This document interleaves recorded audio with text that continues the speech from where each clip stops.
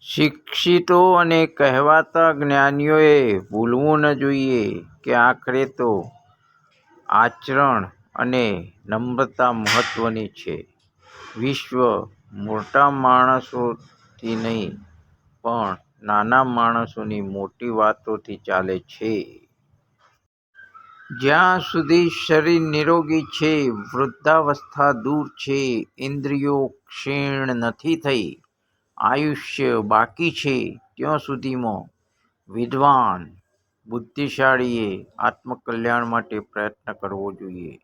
આગ લાગે ત્યારે કૂવો ખોદવા બેસે તે પ્રયત્ન કેવો પ્રયત્ન કહેવાય?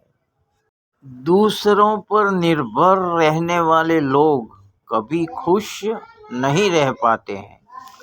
इसलिए इस लायक बनिए कि अपनी जरूरतों और इच्छाओं को खुद पूरी कर सकें.